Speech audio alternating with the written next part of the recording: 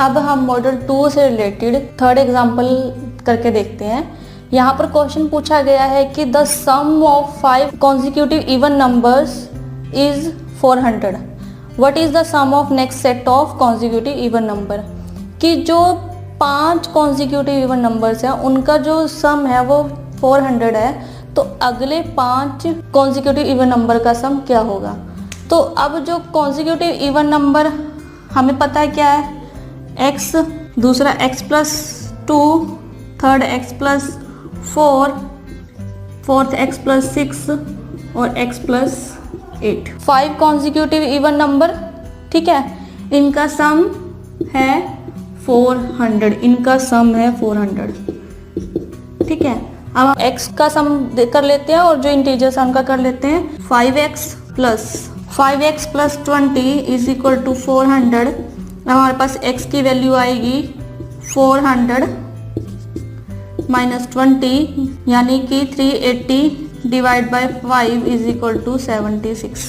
तो हमारे पास x 76 है, तो x प्लस 2 क्या होगा 78 और x प्लस 4 होगा 80, x प्लस 6 होगा 82 और x प्लस 8 होगा 84। अब हमारे पास ये 5 कॉन्जिक्यूटिव नंबर है जिनका सम हमारे पास था 400, लेकिन हमें इससे नेक्स्ट जो 5 कॉन्जिक्यूटिव इवन नंबर होंगे उनका हमें सम यहाँ पे फाइंड आउट करना है। तो इससे नेक्स्ट जो कॉन्जिक्यूटिव इवन नंबर होगा 84 से नेक्स्ट 84 प्लस 2 86 और फिर देन 88, 90, 92 एंड 94।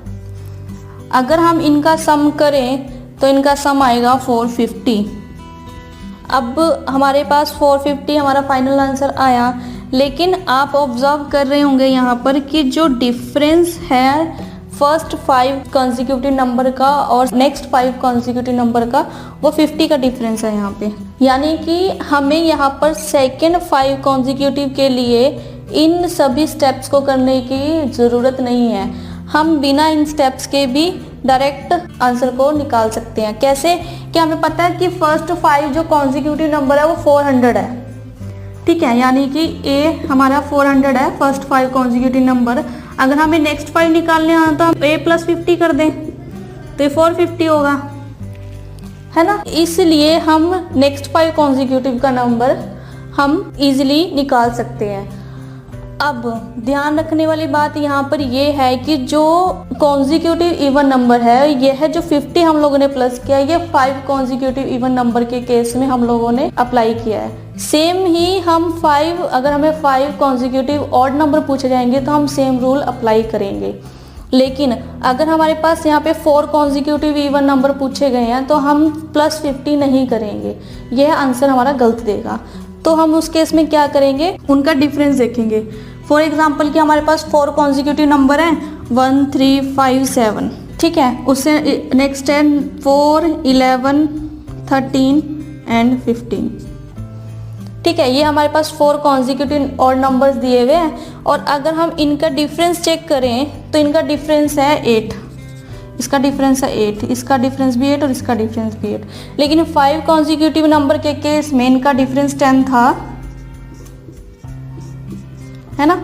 अब ये जो यहाँ 10 है ये 5 टाइम है, तो 5 मल्टीप्लाई विथ 10 50।